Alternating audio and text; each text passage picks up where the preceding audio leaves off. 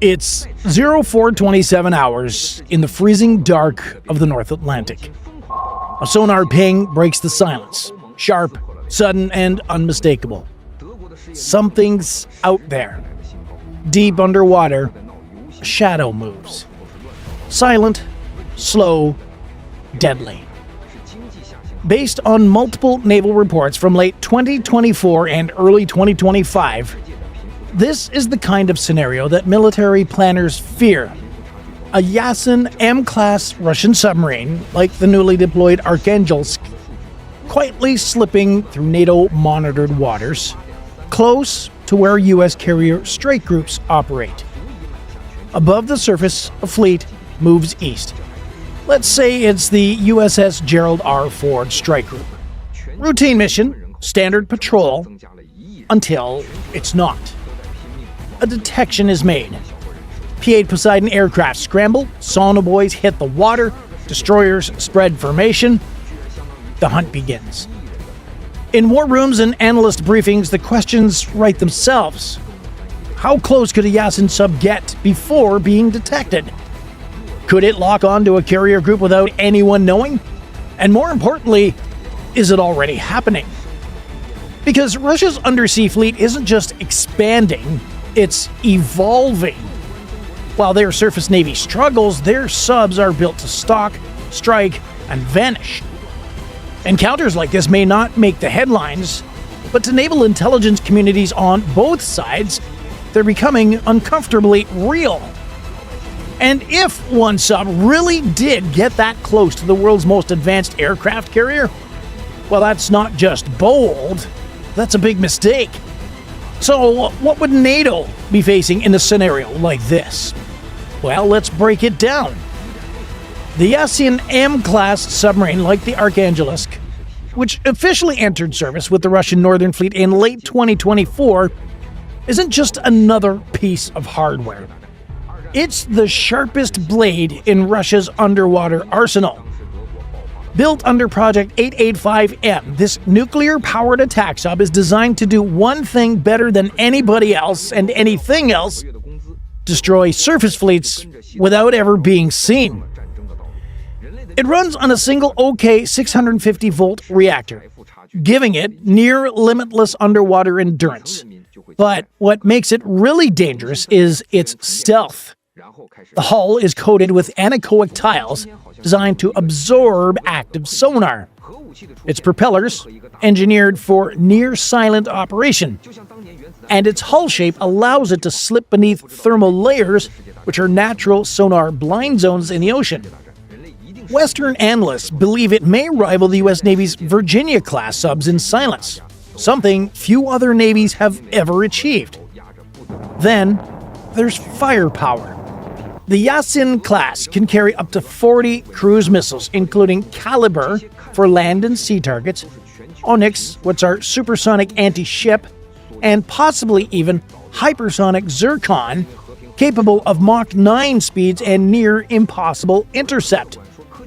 A weapon like that, launched from underwater, turns the deep ocean into a first strike platform without warning. And it's not a one-off. Russia currently operates at least 4 Yasen-class subs, with more under construction. They are part of a broader shift, investing heavily in underwater dominance as a counter to NATO's surface superiority. But why? Because Russia's surface fleet is aging, with ships like the Admiral Kuznetsov often out of action. So instead of matching the US carrier for carrier, Moscow is fielding a stealth-first strategy.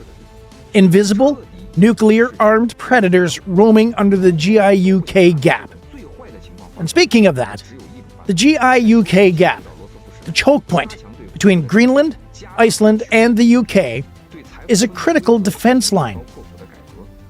If Russian submarines can make it through undetected, NATO's entire Atlantic logistics chain becomes vulnerable. This is why every possible incursion, real or simulated, triggers a serious military response.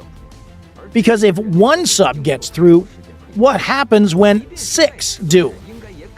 This isn't Cold War nostalgia. This is today's underwater reality. Scenarios involving Russian Yasen-class submarines operating near NATO carrier groups aren't just military fiction. They are what naval planners train for constantly. That's why NATO treats every sonar anomaly in the North Atlantic with serious urgency. If a Yasen-class submarine like the Arkhangelsk were detected while operating near the GI-UK gap, the response would be immediate and layered. The first tool in the toolbox, the P-8 Poseidon, America's flying submarine hunter. This aircraft carries advanced magnetic anomaly detectors, thermal sensors, radar, and most importantly, sonobuoys. These are small floating sonar pods dropped in patterns to cover vast sections of ocean. They listen for abnormal acoustic signatures, anything that doesn't belong in the underwater environment. Detection doesn't stay secret for long. NATO destroyers would then break formation and expand their sonar net. Norwegian and British frigates, often operating in the region, would move in to support. Dutch or Canadian helicopters might deploy from support vessels, dipping active sonar into the sea. It's called ASW, anti-submarine warfare. And today, it's part machine learning, part intuition, and all pressure. Because modern attack submarines like the Yasen class are not easy to find. No periscope, no bubbles, no surface trace. Just a needle in an acoustic haystack that's actively hiding. Over the past few years, NATO has stepped up its anti-submarine capabilities dramatically. Countries like Sweden, the UK, and France now share sonar profiles in real-time tracking data. Joint exercises simulate complex underwater scenarios, including the simulated detection of stealth subs in Arctic conditions. In early 2025, naval forces participated in exercises like Nordic Edge, focusing on underwater threats near the GI-UK gap. While no confirmed confrontation with Russian submarines occurred, military analysts say these drills are designed for exactly that kind of threat. So, if a sub like the Arkhangelsk were to operate in these waters during live exercise, it wouldn't find an easy path in. It would find a kill box. Sonar from above, drones from orbit, helicopters hovering, torpedoes ready but not fired, and the message would be, "We see you." And in this underwater chess match, that's the first and sometimes the final move. Now let's imagine this. It's 0330 hours, somewhere north of the Faroe Islands. The ocean is black, the air is frozen, and beneath the waves, 300 meters down, a nuclear-powered Russian submarine creeps forward. This isn't a Hollywood movie. It's the kind of real-world scenario that NATO trains for regularly. Let's say it's the Arkhangelsk, one of Russia's newest Yasen-class subs. It's running silent, passive sonar only, and suddenly contact. 4 escorts, 1 large vessel. That's a U.S. carrier strike group. In this simulated confrontation, the sub's crew begins calculating. No need to surface, no comms, just a targeting solution, locked in silently. On paper, they've just scored a kill on the world's most advanced warship. But there's a catch. The strike group is not flying blind. Above, a U.S. Arleigh Burke-class destroyer, like let's say the USS Gravely, is already on edge. Its sonar operators pick up a faint anomaly. Too faint for confirmation, but too sharp to ignore. The response is automatic. ASW helicopters lift off from the carrier's deck.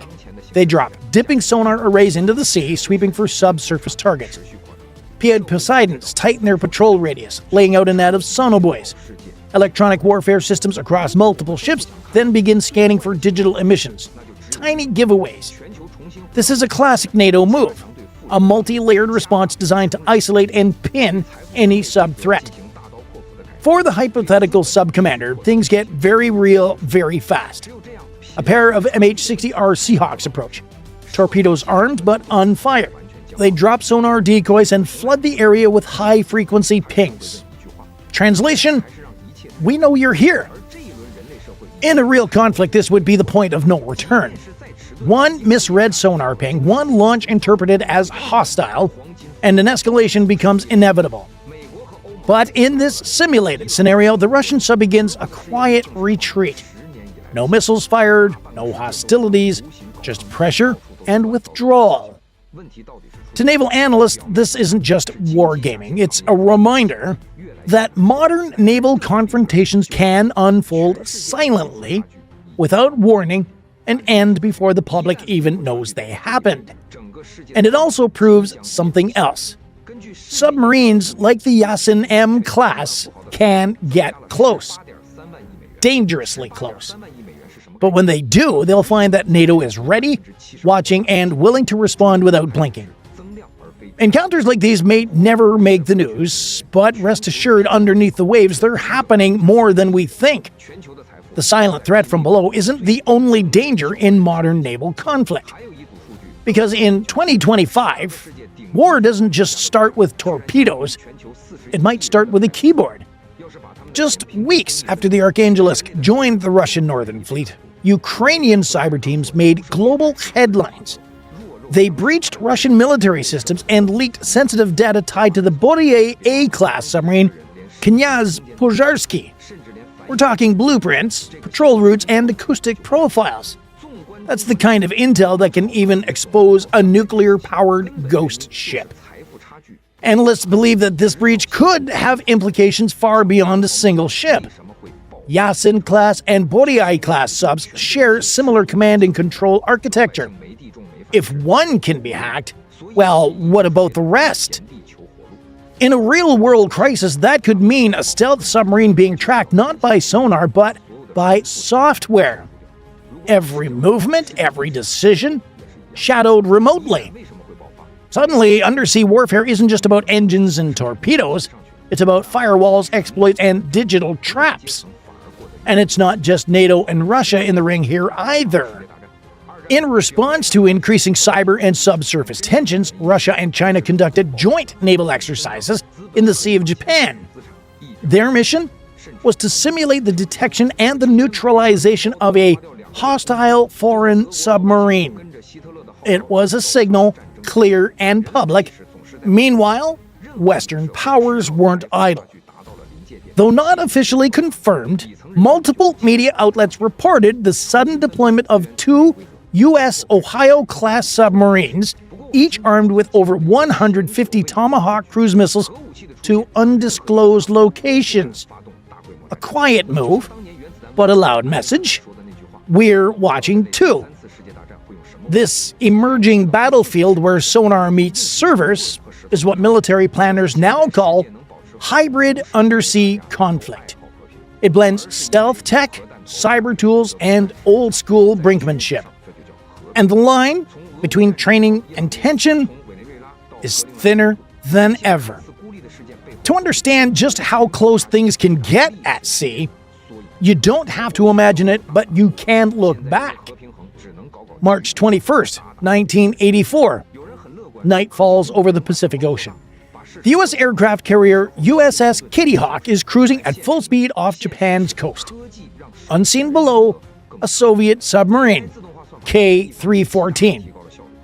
At 3:21 a.m., without warning, the sub surfaces directly in front of the carrier's bow. There's no time to avoid it. Collision. K-314 is torn through its sail and periscope. The Kitty Hawk is scraped but afloat. No casualties, no torpedoes fired. But here's the chilling fact. The K-314 was armed with nuclear weapons. Today's subs are faster, stealthier, and deadlier. But they still operate in the same shadowy waters, testing limits, tracking targets, and sometimes getting way too close.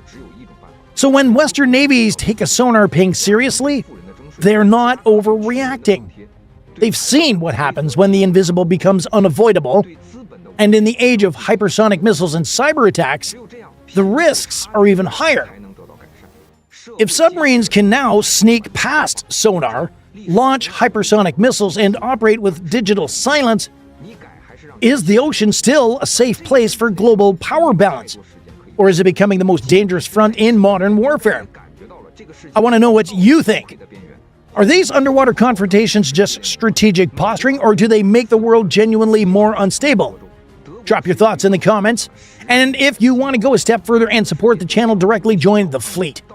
You get loyalty badges, priority replies, and help us surface even more true maritime stories. Click join on our channel page and get on board. Thanks for watching. And if you found this story eye-opening, hit like, subscribe, and consider joining the fleet for even more behind-the-scenes naval content. Until next time, watch the waves, because down there, silence usually means something's coming.